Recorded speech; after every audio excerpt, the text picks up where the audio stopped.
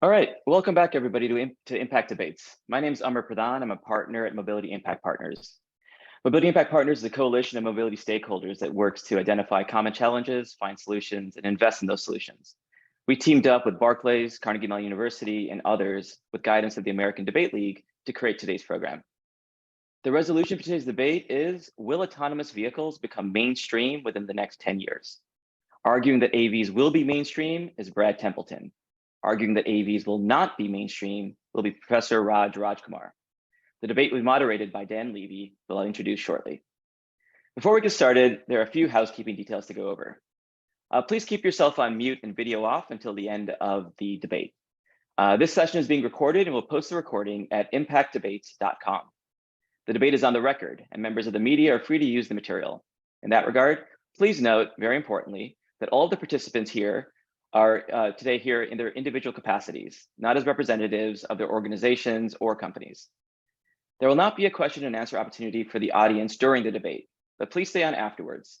Debaters will be available to answer your questions after the event. Finally, we'll poll the audience opinion before and after the debate. Please go now to the chat and thumbs up the position you most agree with. Now, a quick intro. Dan is a senior equity research analyst leading coverage of the US autos and mobility industry at Barclays. Prior to rejoining Barclays in 2022, he spent 4 years as senior equity research analyst at Credit Suisse, where he led coverage of the US auto sector, ranking as runner-up in the institutional investor poll each year. He's also spent time at UBS in their equity capital markets group and Morgan Stanley in their private wealth management group. He received an AB in history and economics from the University of Chicago, as well as an MBA from the Booth School of Business. Over to you, Dan.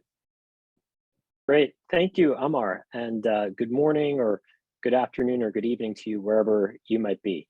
Thank you for joining. I'm Dan Levy. I lead US Autos research coverage at Barclays, and I'm very pleased to moderate this debate. I've worked with Mobility Impact Partners on a few of these debates, and I've found it's a very informative and fun setting to digest both sides of critical topics in the mobility industry. So hopefully by the end of today's debate, we'll walk away with better perspective on the path and challenges to bringing autonomous driving to the mainstream, which is quite topical given the history of efforts in this area and the hope of potentially radically altering the mobility experience. I'd like to walk you through the debate structure, which will follow the Oxford debate style. We'll open with 6-minute opening statements from each of the debaters, where they will lay out their arguments of pro and con on the core question of whether autonomous driving will be mainstream in 10 years, followed by 3-minute rebuttal statements. We will then proceed to discussion topics in which the debaters will be posed with 3 different questions. First, is Tesla's approach to AV viable? Second, what will be scalable and profitable for personal autonomous ownership in the next 10 years? And third is what will be profitable and scalable for commercial autonomous use cases in the next 10 years. In each of these sections, the debaters will provide 3-minute opening statements, followed by 1-minute rebuttals. We will then close with 2-minute closing statements from each of the debaters. All of this should last roughly 1 hour. So with that, let me introduce the debaters. Taking the pro side of the debate and arguing that autonomous driving will be mainstream in the next 10 years is Brad Templeton. Brad has had a long career in the autonomous driving space. His website, robocars.com, is the oldest site on the topic. He's a frequent contributor to the media, including on Forbes.com. He's worked on Google's self-driving cars team in early years. He's consulted with a variety of the largest automakers, investors, and a number of startups. In a prior career, he actually founded the world's first.com. Taking the con side of the debate and arguing against the statement of autonomous driving being mainstream in the next 10 years is Professor Raj Rajkumar. Professor Rajkumar is the George Westinghouse Professor in the Department of Electrical and Computer Engineering at Carnegie Mellon University. He serves as a director for a number of organizations in the mobility realm. Both have been involved in the AV space for over many years, and so it should promise to be a very enlightening debate. So with that, let's kick it off. Brad, I'd like to invite you to provide your opening statements on why you think autonomous driving will be mainstream in the next 10 years. All right, thanks. Well, as you can see, my slides are embedded with me, and I'm going to take the affirmative. I'm going to outline why self-driving vehicles are well on their way to being mainstream in 10 years. And to me, this means that they are available in 50 or more major cities, being sold in decent volumes to private individuals for freeway and major road use. It doesn't mean you can buy a private car that does minor city streets or get a ride in every town. Now, we've actually seen already pilot services operating in 31 cities around the world: San Francisco, Phoenix, Austin, Shanghai, Beijing, Shenzhen, Wuhan, Toronto, many others. Cruise just, I think, announced or put up ads saying they'll go into Dallas and Atlanta. Smaller delivery robot services are running in many more. Now, these passenger services are pilots, though some of the delivery services are actually out in production. I've made a map that you actually see behind me, and you can find on the web, of cities where services have been deployed or shortly will be deployed with no employee in the vehicle. And it's much more populated than people actually expect when they think this is many years away. Now, this has come, of course, through the march of Moore's Law, combined, though, with the greatest effort in robotics in history and a huge amount of detail work. Now, some people say that it's just been a lot of hype, and I've been one of the people maybe doing some of that hype. But most of it was from marketing people who didn't really understand what was going on, and we're definitely in the trough in Gartner's famous chart, but that enlightenment is coming. To understand how this grows, you must understand that the core target is the robotaxi, not the private car, which many people think, and that perfection is not necessary. It's not even the right goal before you can get to deployment and even commercial success. What matters when you want to deploy a taxi or delivery is that it's got to be commercially viable. It's got to handle a particular region or subset of streets, and it may be supplemented by other things like car share transit, TNC Uber sort of stuff, and car delivery. It does not have to do everything. It doesn't need to do all weather, doesn't have to handle all streets. To get really big, it just has to offer a service area that's large enough that it can offer car replacement to the urban dweller. And that can be quite lucrative. But it can also actually be pretty lucrative if all you do is replace Uber. That's nobody's goal. That's $34 billion business. Here we see Waymo's map of their Phoenix territory recently doubling and getting much larger. Now, you can do this when you've reached a suitable level of safety, as well as a level of road citizenship. To do that, you need an MTBF, mean time between failure, better than human. You need your error rate low enough, and the severity of error is low enough that you don't need to be error-free, and that's very important.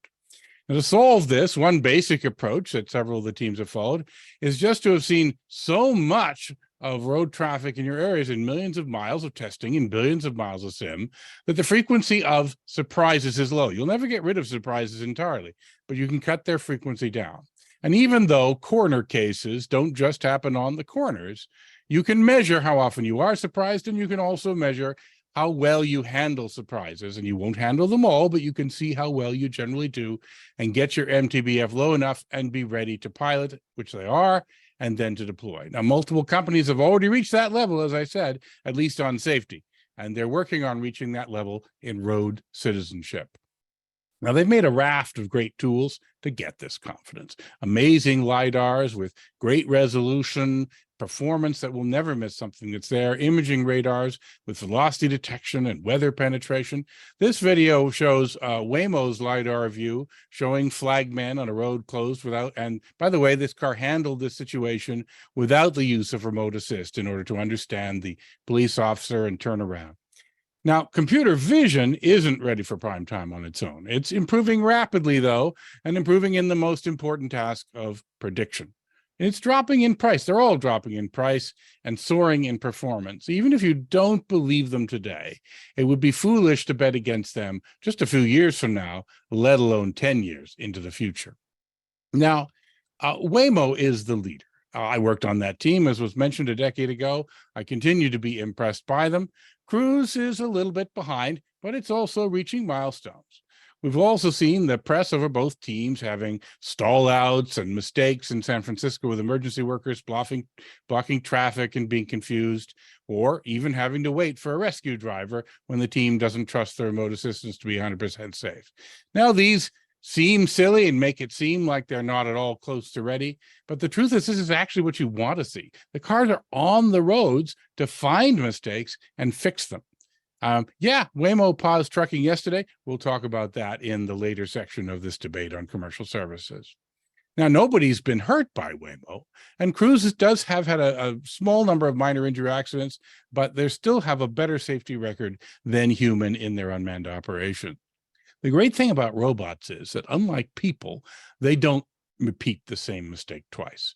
Almost every problem you see encountered and reported in the news is actually a success, something that's been found and shouldn't happen again. Listing reported problems isn't a rebuttal to this. You must show that problems are truly intractable, even by those smarter than yourself. And, most people are smarter than us in this room, I'm going to guess. Now, I will also say, for skeptics, I'm not actually a believer of this, it's also worth noting that within 10 years, the communications infrastructure is going to be really great, and that's got nothing to do with the self-driving cars. Long before 10 years, we'll see highly reliable, fast, and low latency communications in all the needed zones, enough so that if you had to, you could resolve problems with remote driving. Most of the teams don't do that. That's not how they want to, but they will have that option if to not deploy. Now, China's also going very strong, over 300 teams. Here you can see AutoX's 1,000-car fleet in Shenzhen.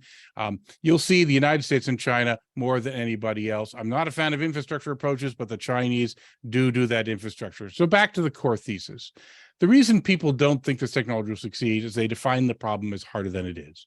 To get real business serving lots of people, all you need is a decent robotaxi service in a lucrative zone in a major city. You don't have to drive every road. And I'll quickly show you this little piece of newspaper clipping from 2028 that's almost 100 years ago, talking about the death of the horse and buggy industry in just 2 years when the time came. Do you think the pace of change was faster in 2020 than it is to today? Moore's Law will always surprise you. I don't think you should bet against it. Thank you. Great. Thank you so much, Brad. Okay. Let's pivot to the con side of the debate, and arguing against autonomous driving being mainstream in the next 10 years is Professor Raj Rajkumar. Raj, please go ahead. You have 6 minutes. Thank you, Dan. Just to add a little bit more intro about where I come from, I was the lead of the systems engineering group of the CMU team that won the 2007 Darpa Urban Challenge. That event, in my view, was the event that triggered the creation of the AV industry that we know today. And I've been working with the General Motors for about 18 years consecutively, starting in 2004. So I'm extremely intricately aware of the technology progress, the promises that have been made and such. So we do AV software development on a daily basis. We test on private tracks and simulation and on public roads in Pittsburgh and beyond. So I really come in with that visceral experience, if you number one. Number two, I am very optimistic about autonomous vehicles literally transforming the face of transportation as we know it. I only do think that it's going to take time. It's a very complex domain. Next slide, please. So the key points I want to make is that I guess my fellow debater here, Brad, talked about the hype. Let me touch upon that. Let me give you a sense for the complexities of the domain, why it's been taking so long, and we are not there yet towards where AVs were supposed to be by this point in time. I will talk about the technology and primarily its limitations, which is actually going to take time. Let me talk about the business side of robotaxis. I'll talk about dependability and scalability that Brad touched upon. And I will basically make the opposite case that Brad did. I think there is a strong case to be made for consumer vehicles becoming highly automated, right? I'm talking about high degrees of automation, not full autonomy, right? Next slide, please. So I guess the hype has been for quite some time since 2007 plus is that autonomous ride sharing, given that Uber, Lyft were into the game as well, it would get rid of vehicle ownership within a year. So go to 2010, 2011, Moore's Law was in operation since then. We're at 2023, we are nowhere close to getting rid of vehicle ownership, right? So one has to take these things with a big grain of salt, right?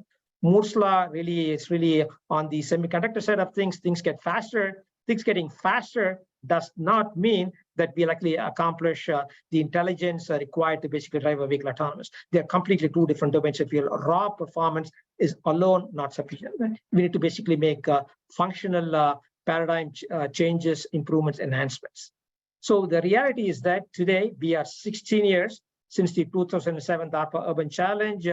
Google/Waymo literally had its roots there. Larry Page and Sergey Brin were at the event when the final actually happened, opened up their eyes. They hired a bunch of key people from CMU, Stanford, and the rest is history, as they say. And meanwhile, companies like Argo AI, Embark have shut down. Companies like Neuro have been scaling back despite investments of billions of dollars, if you will, with a B, right? So question really is what went wrong? Well, next slide, please. The domain of driving is enormously complex. All of us adults in the room today drive, so we take it for granted, but it turns out there's actually a massive mess of different things actually happen all the time. And then we humans are just intelligent, flexible, adaptive enough to basically react to those situations on the fly, even when the situation is something that we have never, ever seen before, right? The AI of today will not know what to do when it encounters a situation it has not been programmed to do. It's not in the data, the training set for the data, right? So more specifically, is really this huge, massive cross product of a long list of weather conditions, lighting conditions, traffic conditions, and road conditions, rural, urban, tunnels, and so on and so forth, right? Let's take bad weather. You have to deal with heavy rain, possibly snow conditions, fog conditions, work zones. Work zones can be changing all the time. The work zone itself could be moving. Detours may be in place. When construction is going on, driving may be forced to go onto the shoulders, which may not be in the road maps, and so on and so forth. So work zones in itself actually constitute a very complex set of use cases. The next piece, basically, the picture says it all. Flagmen, basically, a flagman can actually use props of very different kinds. They may not use props at all, just use hand gestures. And humans, of course, they're humans. They need to take a break, and they'll basically be paying attention, not pay attention, be ambiguous, and so on. So just basically these three sets of conditions, which can happen in combinations, of course, bad weather, work zones with flagmen, could include flag women, of course, as well.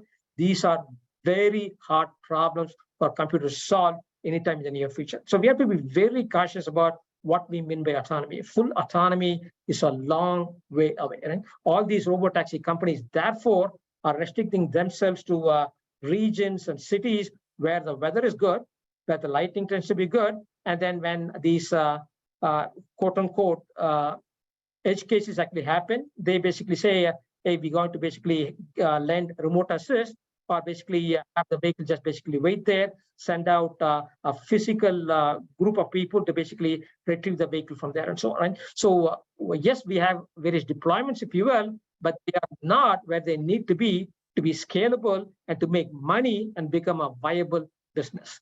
Next slide. So the technology limitations, basically, I guess there's this common deathway analogy that we'll talk about in the first segment of the debate when we move on to three specific topics. The analogy goes like, oh, humans, we drive with eyes alone, we use our ears too, but so therefore computers can drive with cameras alone. The human brain is not a computer and vice versa. AI is the word that's, of course, being bandied everywhere. I really think of computer intelligence as an alternative form of intelligence. That's my expansion of AI, not artificial, where it is not human intelligence. The human brain can reason, contextualize, generalize, and specialize. And hundreds of millions of years of evolution made we humans who we are. And I guess I've said this already, robot taxis of today, they do require interventions by dispatch help, even under relatively benign operating conditions of various kinds, and so on. Brad brought this up. I am a strong believer in infrastructure support, which will actually help vehicles go a very long way. Next slide. The business model, I guess let me posit this very, very bluntly, if you will. The revenue model is actually lacking for Waymo, the lead in the domain, and GM Cruise, where they are spending, for example, Waymo alone could be spending easily $1 to $1.5 billion a year with a B. and the revenue streams are minuscule, right? They've been trying to raise multiple rounds of investments and so on. It is not clear that they actually have the funding pipeline. Of course, their parent actually has deep pockets, if you will, but even they have been saying, hey, go raise funds externally, and that external funding has dried up. Why? Because the scalability does not seem to be there. The deployment timelines don't seem to be there, and profits are nowhere in the horizon, right? And then meanwhile, there are skewed usage patterns. These robo-taxis should be running all the time to basically make money, but you'll have high demand during peak hours, very little demand in off-peak hours and so on. So it's not clear that the vehicles will be making money all the time. It is absolutely required because the investments that are required are very large, right? And basically the bottom line is that robo-taxis today are money sinks. All of that basically is about, hey, the market is multiple trillions of dollars per year, and therefore we should be investing, but companies including Waymo, GM Cruise, investing billions and billions of dollars with basically the crossover point when things become profitable is a long time away. And the question really is that, will management continue to support these kinds of investments, right? When management changes, expect dramatic reductions. Exactly what happened to Argo AI, right? Basically, management changed. As I said, I don't see money being spent robo-taxis. Let's go spend money on adding automation features for consumer vehicles. Next slide. So I guess just to place my bottom line here, I think high automation, not full autonomy, is a revenue generator today, keeps the automotive business viable and attractive. You add sensors, you add ADAS plus automation capabilities, and then a human driver may be present to take over only when needed. And then I do believe that full safe autonomy is what I like to call it, will be possible in the next 10 days, not full autonomy, where remote guidance may be available if a human is not present, or the human will be asked to take over and drive whenever the software cannot handle the situation at hand. Basically, the AV asks for help as needed. Otherwise, the human need not pay attention to the task at hand. So this is where I think the business is viable and the technology becomes viable, and it buys the automotive industry and the technology time to basically incrementally evolve so that slowly but steadily we conquer that huge, massive set of operating conditions, if you will. Next slide. So I guess I'm going to play this video in the background. If you can play the video, is this playable? Video is not playing. It's not, sorry. Yeah, so that's fine. So I guess this is a video where my team had developed here in CMU in Pittsburgh. It actually drives from the urban campus of Carnegie Mellon University, goes all the way to a township called Cranberry, about 30 miles away, 55 traffic lights going through urban roads,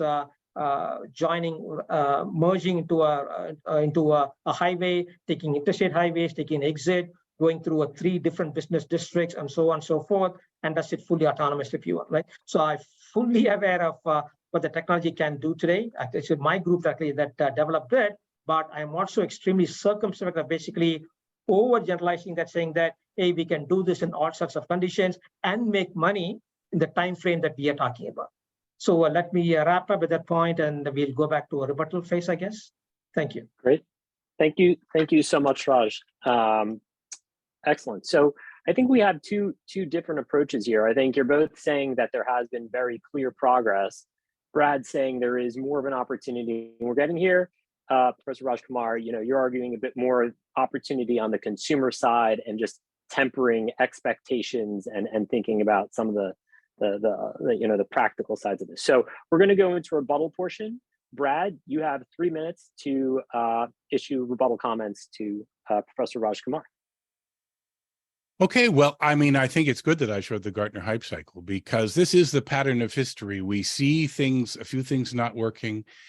We don't understand the march of Moore's law, and so we're very tempted to say, oh my God, this is not going as planned. And of course, it never goes exactly as people imagined or planned, unless we're all geniuses. But I don't think the things I've seen are intractable problems that would make you make the prediction that this is not going to happen. And that includes in the business model. Now, first of all, as I mentioned, Uber makes $34 billion a year. It's well worth spending a couple of $1 billion in investment over several years if you think you'd have a shot at just that business. And I think everyone thinks they have a shot at a great deal more than that business over time, not immediately. But a lot of people have asked sort of what went wrong. And I think the thing that went wrong is that the people who are not high-tech companies like Ford that shut down Argo never had the same ambition as companies like Google and Waymo and Amazon with Zoox and GM with Cruise and so on. They didn't think about it this way. They didn't want to see their industry turned upside down especially by high-tech companies. And so it's not surprising that they want to pull away from it. Now, all of the things that Raj listed, all of those complexities and weather issues, none of them are unknown to the major teams working on this. Everyone who is optimistic is fully aware of all of those problems, and in fact is fully aware of more problems. They spend all day discovering new problems every day, and they know about them, and they're continuing to invest. Some are not, but many of them are continuing to invest. What you're seeing today, for example, with the vehicles in San Francisco, which get stalled for 10 minutes because they send a remote driver, that's them being too conservative. That's them being too safe. They run into a problem. The remote assist team decides we could give this vehicle some guidance for how to get out of this, but we're not 100% confident that's safe. And we know that sending a person is 100% safe, even if very, very annoying. Now, that's turned out to annoy the city officials far more than they probably expected it to. So I think they made the wrong choice and should have moved to being able to get the vehicles out more soon. But that's very much a hiccup, not an intractable problem that keeps us away from 10 years or from this being here in 10 years. Yes, of course, humans are not AI, but the driving problem is not the same as, doesn't require you to be a human. I've often said it requires artificial horse intelligence, that a horse can navigate the roads even without its human on board and deal things. So no, I got that. So I don't think billions a year is too much. I think that we can solve these problems. And I think that a lot of very informed people are working very hard at solving these problems. I am not scared of it. I want to talk about the business problems when we get into the section on the commercial applications of this. I think the business opportunities remain extremely high.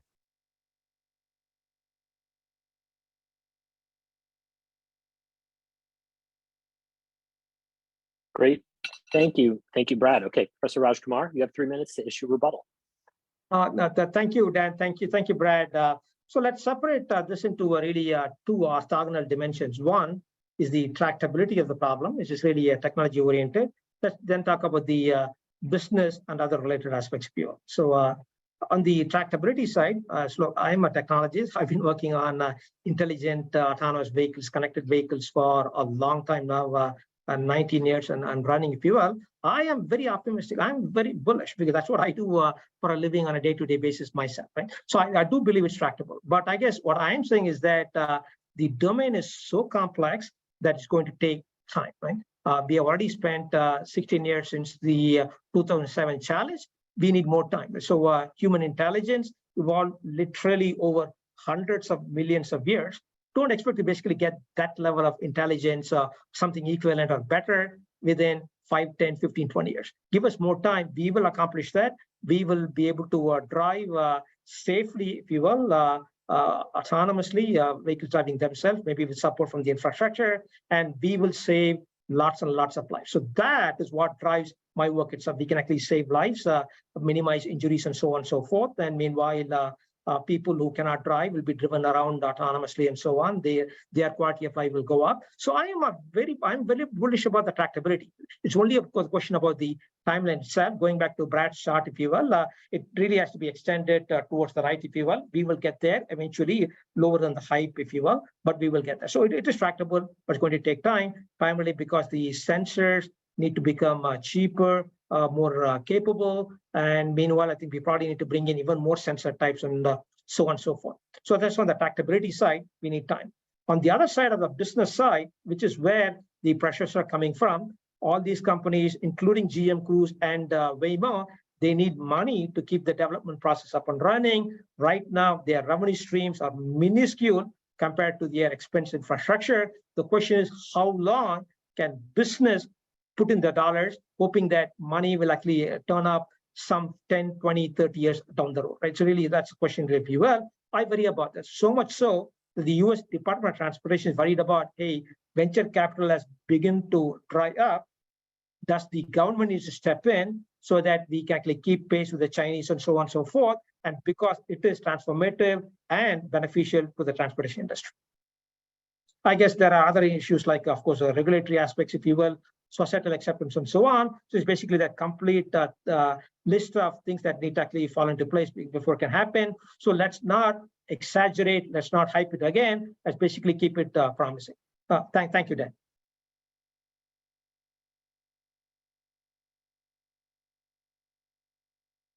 Great. Okay, so that's a good opening section. I think we have a sense of each of your sides of the debate. Let's get now into some of the topics that I think many of you are critical on and will want to know some color on. And I think the first is on Tesla. Is Tesla's approach viable? Just as a reminder, Tesla is unique in its approach to AV versus others. Tesla is using a vision-only approach, no LiDAR, limited use of radar or no use of radar, no HD maps, contrast versus what you've seen from others, which are relying on a variety of sensors and maps, et cetera. Tesla's really leaning into the AI side of it.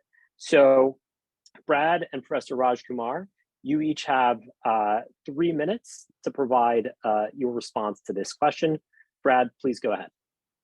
Well, actually, I think Raj and I are pretty much in agreement on being pessimistic about Tesla's prospects here, although he's even more pessimistic than I am.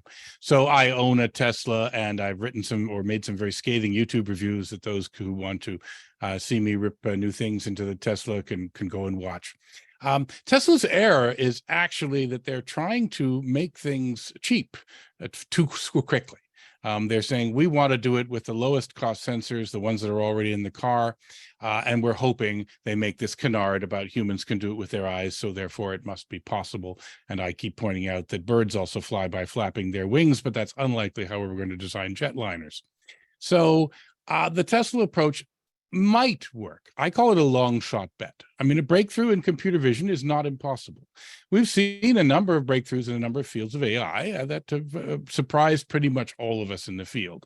And you can't deny that such breakthroughs are possible, but they are a long shot bet. I think the other companies are making smarter approaches by basically saying, let's take every tool at our hands, the LiDARs, the radars, the infrared cameras, everything they can get their hands on, make it work in an expensive way. Raj thinks it's too expensive and then they'll fail because of cost, but make it work in an expensive way and then later make it cheap, which oddly enough was the Tesla master plan.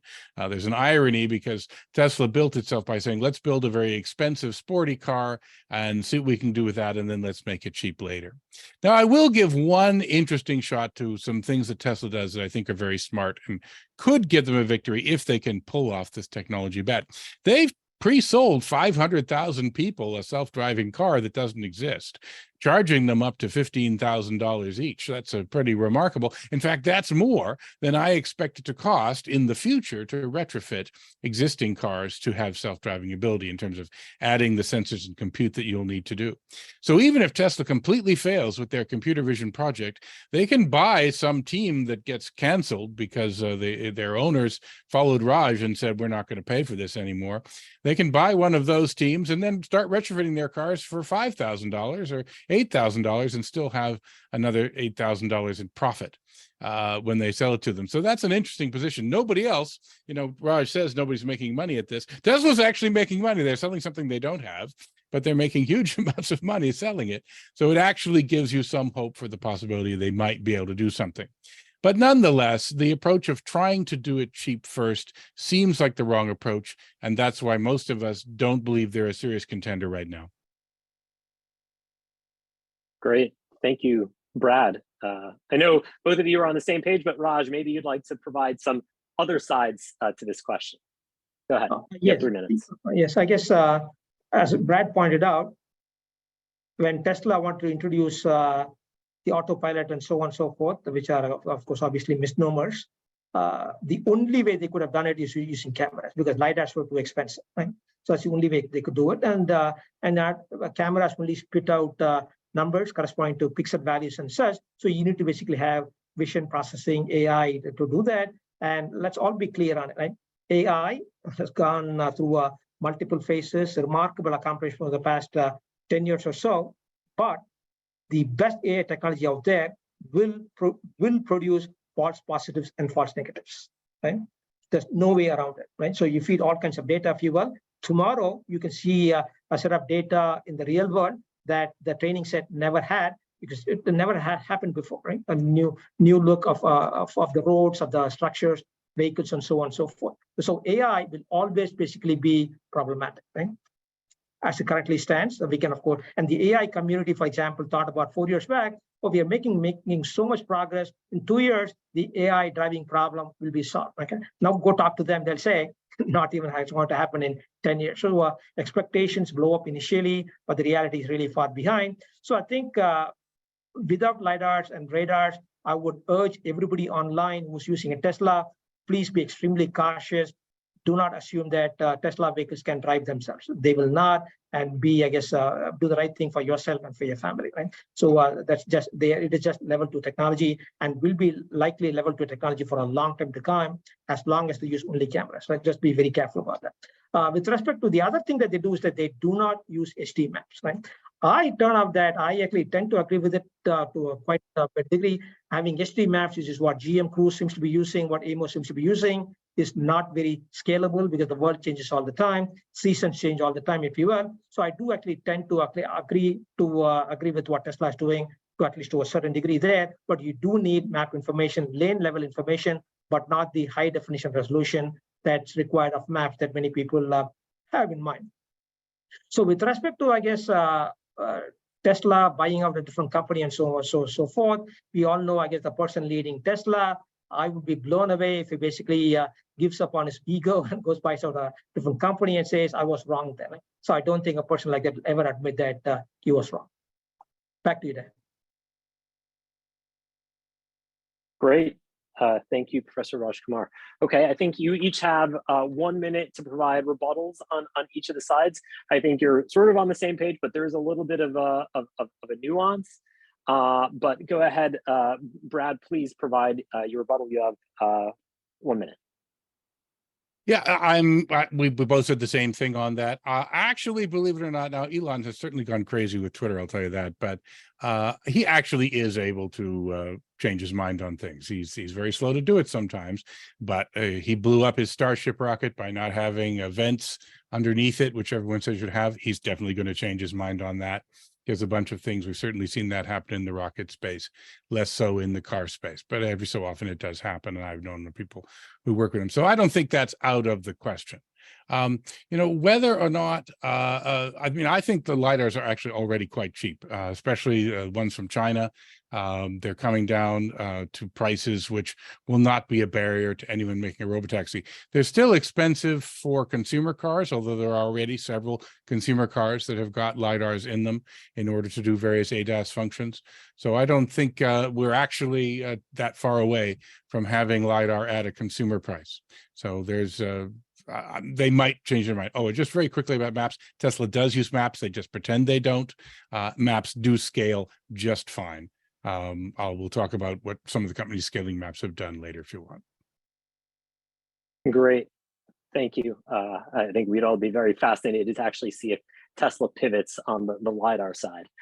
Professor Rajkumar, please, you have a minute to respond.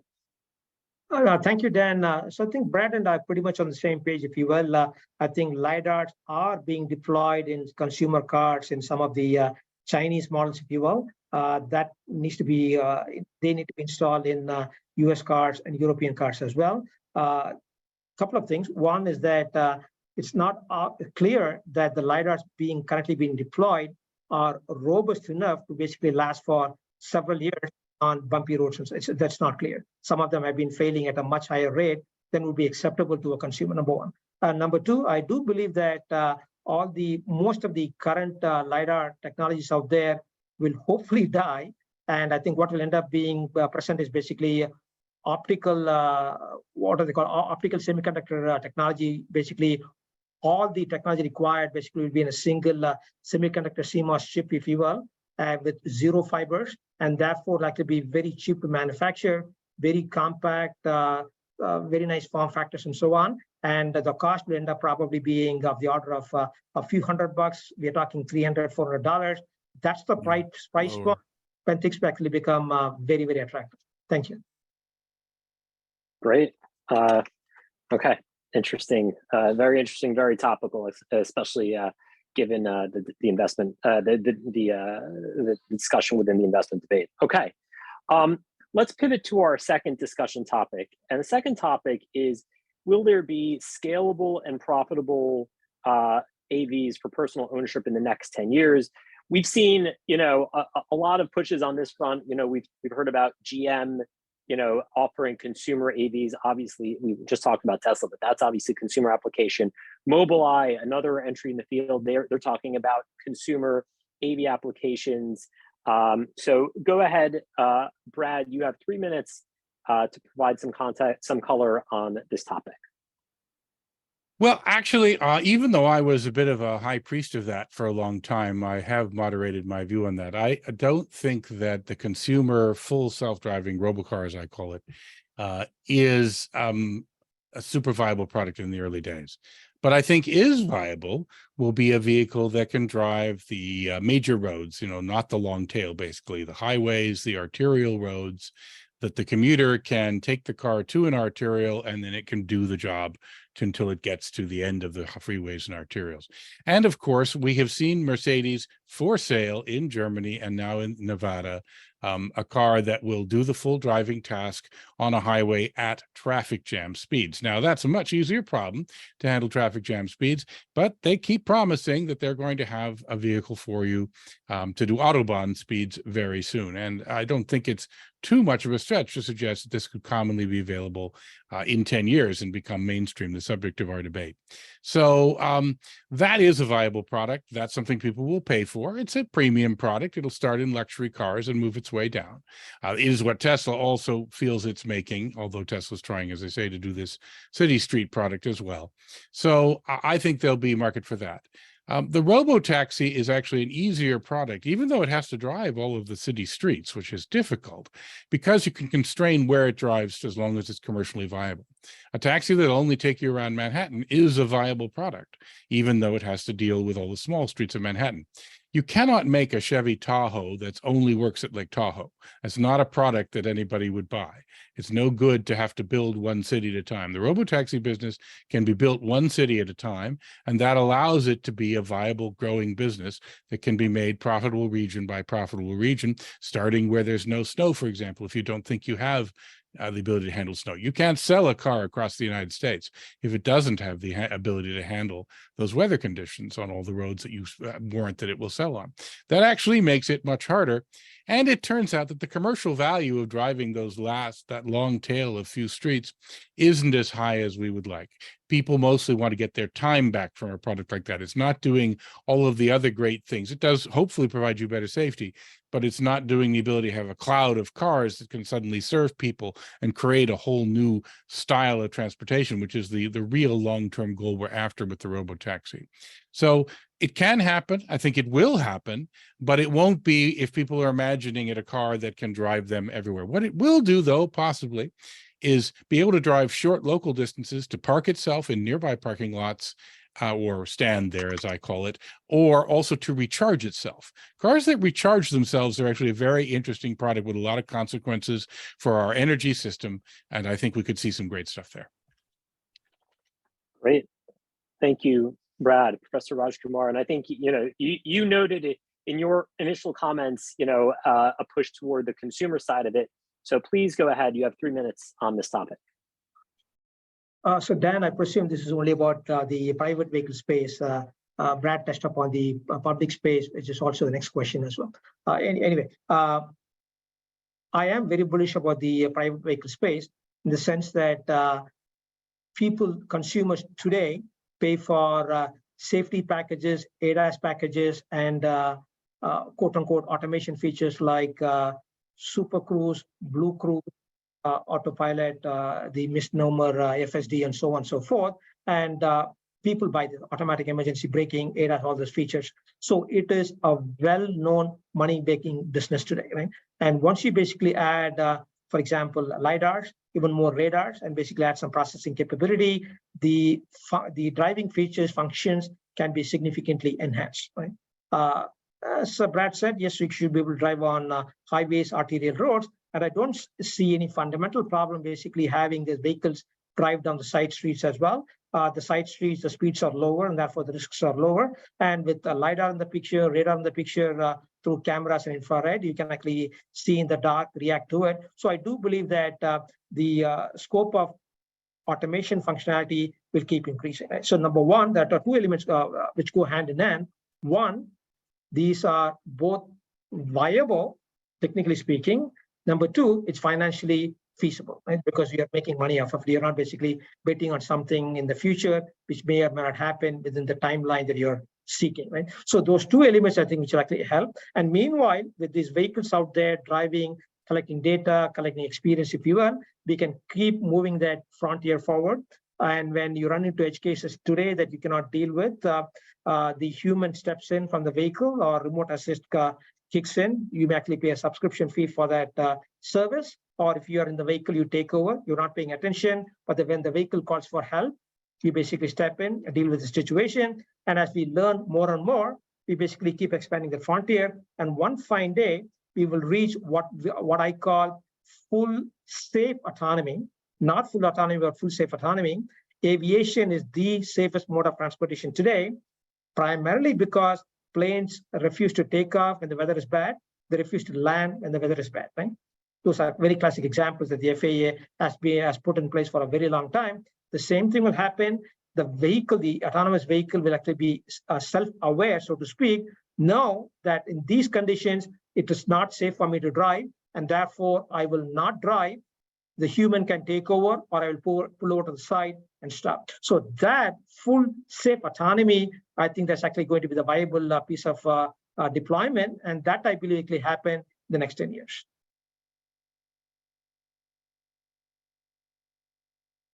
Great. Okay. So clear opportunities on the personal or consumer side. Brad, maybe you'd like to provide a little further color on this topic. You have 1 minute. Yeah, actually, I was a little confused, Raj, whether you meant that we would get cars which you didn't have to look at the road at all, even on city streets, which means you've built and solved the robotaxi problem, and so I think you're way ahead. Or if you were talking about ADAS, where you have to watch, which of course is, I don't think, I've tried it, I have the Tesla FSD. It's not a pleasant product to use. I don't think it's a product that people actually want to use. There are some people, but a lot of people won't. Level 3, I never use these levels, they don't actually exist, but a car that the driver is in there and he has to take over with a 10 to 20 seconds warning. There's a number of people who've done tests on that. We did them at pre-Waymo, and we found it not to be a safe thing, that you could not guarantee that people would come in and do that within the amount of time. Occasionally, they would do it most of the time, but occasionally they would not. And so many people have said that that is not a good product to make. And so that's why I don't think it's all that commercially viable. I think that doing ADAS on city streets where the car can suddenly turn and you have to be on the watch for that and know whether you agree with it or not, I don't think that's a pleasant thing to drive with. And as an unpleasant thing to drive with, it won't be that commercially viable. Great. Thank you. Raj, would you like to respond? 1 minute. Sure. Thank you, Dan. With respect to that issue of reaction time, response time from humans. So Brad, I agree with you that we should not expect the human to regain attention within 10, 20 seconds, take over, do the right thing. So I do believe that the vehicle itself will basically be conservative, and then it will likely bring the vehicle to a safe state, very slow speed, or even to a stop before the human's assistance will be engaged. And meanwhile, it turns the flashes, or so on and so forth. I hear the results from Google. I don't think that's the way I would formulate it, speaking as a professor. So to me, I would basically say the vehicle takes the vehicle to a safe state, and the human jumps in after that. Could be 2 minutes later, but the vehicle is still in a safe state. With respect to the levels, if you will, I think people in the audience need to know this. Pretty much all car makers out there have pretty much given up hope on quote unquote level 5, level 4+, and so on. They're looking at, hey, let's bring to the market level 2, level 3. I guess I don't like the levels like Brad does not. level 2, level 3 features is basically what they're focusing on. That pretty much tells you where the money is and where the technology is. Thank you. Great. Thank you, Professor Rajkumar. And I would generally agree. If you look at the commentary from the automakers, with the exception of Tesla, there's really no one else that's talking about full autonomy. Maybe it's through a JV or an entity like Cruise, but otherwise the push has been to scalable solutions from the automakers. So it's just a question of how exactly that's rolled out to consumers. Okay, so that's the personal ownership side. The other side of this is the commercial use case. Will scalable and profitable autonomous driving for commercial use cases be available in the next 10 years? I think we've seen this in a variety of settings. The most notable one is the robotaxi fleet approach. We've heard about the idea of autonomous pods, companies like Nuro, or even trucking, companies such as Waymo, Aurora, which does both. So there's a variety of commercial use cases. Brad, I invite you to provide your perspectives. You have 3 minutes. Yeah, well, of course, I did spend a bit of my early time on the robotaxi, and I believe that is where the highest commercial value lies, because if you make a successful robotaxi business that gets people to decide, as New Yorkers do, 75% of New Yorkers do not own cars because they find suitable other transportation, and they are Americans. People say Americans will never give up their cars. If you can make that happen, you own the whole value chain. You're selling them the car, you're selling them the insurance, the parking, everything about the energy, of course, everything about automotive goes through you. And that's a very lucrative and nice place to be. It's what has attracted a lot of people into getting into that space. Now, the other commercial spaces, frankly, we're seeing quite a bit of a downturn in trucking. Yesterday, we saw Waymo declare that they would hold back their trucking efforts, focus only on the robotaxi. We saw Too Simple shut down its operations in the United States. We also saw, however, Aurora, which is run by Chris Urmson, who led the Waymo team for much of its life, receive an extra $800 million in funding they raised in private placement and in the public markets. So there's obviously not complete doom and gloom about long-haul trucking. However, the reason long-haul trucking has run into some suspicion is that even though driving on the freeway is a much easier problem than driving on the city streets, and therefore you can feel more confident about how reliable your vehicle will be, the kinetic energy is, of course, many times higher. And so the one mistake you will have will be a mistake of much more severe consequences. You also have people who ask about the employment issue. It doesn't turn out to be real. There is such a shortage of truck drivers out there that no one's going to lose their job to a robot for many, many years to come when it comes from trucking automation. But this is scaring people away from trucking a bit. Now, delivery, though, is not. So Godik is a company which is now running empty trucks, delivering things between warehouses in Toronto and for Walmart in Arkansas, and they're expanding their service. Those are happening every day. This is a real thing. It's a commercial operation. They are getting money for it. And they think the middle mile of trucking is where they'll find a lucrative thing. Einride is from Sweden, is also focusing on electrifying trucks through the use of remote driving and automation. And they are getting money and having success. So the long haul trucking part is seeing problems, but the robotaxi is still where I think you'll see it. And we also mentioned, of course, the freeway cars. I actually think car delivery is an interesting business. That's like cars that come to you, but then you drive them. Can be actually a very nice way to do car share compared to having to trundle through town to find a car in a car sharing lot. And I think self-charging is a very interesting solution to the charging infrastructure problem. Everyone says, how are we going to charge our cars? If the cars can slink off late at night, empty streets, 2 miles, little 2-mile trips, so your car is just automatically magically charged, you don't even know how it happens, that's much better than gasoline. So it's actually a marvelous solution to our big electrification problems. Great, thank you. And it's an interesting comment that you make on trucking, because if you rewind the narrative 2 years ago, trucking in many cases was viewed to be actually expected to be the first to scale, and now that's flipping. Professor Rajkumar, please, I invite you to provide your perspectives on this. You have 3 minutes. Thank you, Dan. I think about 3 specific sectors: robotaxis that Brad is very bullish about, autonomous shuttles that go a fixed route, and the third, of course, is autonomous trucking. So on the robotaxi front, I think there are 2 independent deep things going on. One is that the technology has to be customized, if you will, maps and so on, do a lot of testing in different areas. Of course, it takes a huge amount of resources to do that in any particular city, Phoenix, Austin, so on and so forth. It's a huge investment, right? And therefore, the managers, the business people look for a return on the money, right? So that's where the issue is. When will that return actually happen? Right now, it's not happening, right? And if you look at the numbers from Uber, 1 million Uber drivers in the US, I believe, right? If each autonomous vehicle basically costs at least $100,000, it's probably more. $100,000 times 1 million is basically 100 billion. So like Brad's comment is that we don't need 1 million cars to basically make the business viable, deploy to only a small number of cities and such. But you need to basically have that scale, start making money. The core development team remains the same. The testing team remains the same, but then you're able to basically scale, and then the scale is basically where the money keeps pouring in without any money being spent, and that's where the business becomes profitable. So I think that's a fundamental business tension, if you will, where to not to move to a new city, you need to basically do more development, more testing, and so on and so forth. So the robotaxi model is not organically scalable, if you will, problem number one.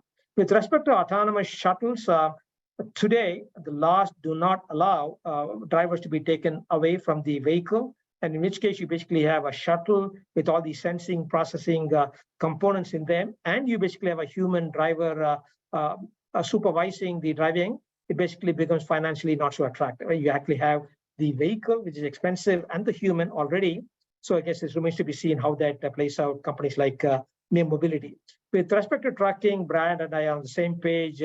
Seems like a simpler problem, but it's at higher speeds, and the weight, the kinetic energy is much, much higher. So when the very first accident actually happens, how will society react? How will the regulatory infrastructure react? Remains to be seen, right? So that goes back to all the edge cases that will happen in practice, crashes ahead, debris on the road, sudden bad weather, icy road conditions, slippery oil on the roads and such and so on. And then when things go wrong, of course, there'll be a lot of second guessing, armchair quarterbacking and so on. So that needs to be played itself out, right? So a country like China probably has an advantage that they could basically mandate some things to happen or not happen, if you will. So I'm less gung-ho because the risks are higher. There's no human in the truck or in the vehicle, and therefore that causes problems. Thank you. Okay, great. Thank you, Professor Rajkumar. So in the interest of time, we're going to skip the rebuttal section to this. I think you're both somewhat on the same page. It's just a question of infrastructure, scalability, et cetera. I want to cheat though and use that time for one thing, because I completely forgot to mention something pretty important. A company I helped build called Starship, which has done 5 million autonomous deliveries by using a simpler problem on the sidewalk. I would say it's doing autonomous vehicle delivery today and almost would classify as mainstream in 2023. So I just won the debate, but that was, people will argue, of course, whether the sidewalk is the real thing or not, but I just wanted to, I'd forgotten to mention that, and I feel very remiss because it's one of my own companies, so. Great, okay. Okay, well, let's wrap up. Brad and Professor Rajkumar, you each have 2 minutes to provide your closing statements. So Brad, please go ahead. I always have to go first, which is, of course, definitely the wrong place in a debate. But Raj has basically said that it's too hard and it's too expensive. And that's why he's skeptical about it becoming mainstream within 10 years. It is not a task for ordinary investors and VCs. It is a task for people like Larry Page, who he mentioned, billionaires who have the will to make things happen. But they do have that will, and Jeff Bezos and various others, Apple, all these companies are getting in this game. These are the companies with the vision to make that happen. Those pilots are here. They're going very strong. We're going to see them solve the problems in robotaxis and delivery and the other things that we mentioned. They're just not intractable as far as anyone can say. And I even would question anyone who wants to make a prediction they're intractable today, which Raj did not. But I do run into people who believe that. If you can make this happen, and you can make it so that it, like in New York City and like many cities of Europe and many other places, you provide a service which is viable and can replace the cars, you do get to be in the catbird seat of a $5 trillion industry. The billions invested so far are drops in the bucket compared to the potential for victory there. Victory is not guaranteed. None of these investors imagine that it is, but it's a well-worthy investment. And we have, as I mentioned, companies like Google, Apple, Baidu, Amazon, General Motors, the biggest and most powerful companies and some of the most forward-thinking companies in the world are the ones going after it. And the Chinese are going after it like crazy. We don't see what's going on in China, but if you've been impressed by what's in the United States, there are even bigger scale things going on there. I think the tech's still a bit better in Waymo, but those Chinese companies are very impressive. The public actually is going to love this. Everyone thinks they'll fear it, but every time we see what happens when you put members of the public into one of these vehicles, they trust it too much, frankly. Within a very short amount of time, they're trying to figure out more they can do with it than they're supposed to. I don't think we're going to have any difficulty in getting a large number of people to pay for these services when they're available and bring them mainstream in the next 10 years. It's coming, and it's going to change the world. Great. Okay. Thank you, Brad. Professor Rajkumar, please, you have 2 minutes for your closing statement. Sure. I guess just to reiterate what I said earlier, I am a strong believer in how automation, connected autonomy with infrastructure support will actually transform transportation as we know it. But we need time. The problem space is very, very complex. And with time, we will actually conquer it. And they are tractable, but it's a question of time, right? So don't overpromise and underdeliver. We already caused a lot of disappointment and lots of people, if you will. We should be cautious going forward. As I said, consumer vehicles can actually incorporate cameras, radars, and LiDARs, need to become more robust, even cheaper, and then let them drive on highways, arterial roads, eventually the smaller roads, and so on and so forth. Keep collecting more and more data, do over-the-air updates, and over time, they will actually do bigger and better things, more improvements, and therefore, that's how we basically get full safe autonomy, where the vehicle says, I can drive here, let me do the driving. I cannot drive under these conditions. I will not drive. You human drive, I'm going to stop, right? So that will happen within 10 years is my premise. And with the other domains, if you will, robot taxis and so on and so forth, the edge cases will happen. And because there is no human in the loop, if you will, assist teams coming in and rescuing, the overheads are way too high. And therefore, the business side basically begins to fall apart. So that's really my premise, if you will. Brad made a comment about China. I do tend to agree. China being a different administrative structure and so forth, they actually have lots of money as well, lots and lots of talented individuals. We in the US and Europe should be very cognizant of that. They could end up eating our lunch. So therefore, I believe states and the government agencies and so on should be investing more in this space, not wait for the business investment side, the VC side to basically step in. They've been disappointed with all the hype and the delivery not happening. So therefore, we should be cautious because it could end up being winner takes all in a multi-trillion-dollar per year market. I do believe that.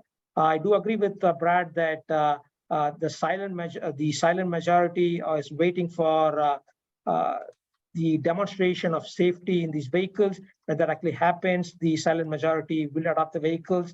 The skeptical minority will eventually come over. And meanwhile, of course, there are early adopters for any technology and so on and so forth. So there is definitely hope on the horizon, literally speaking.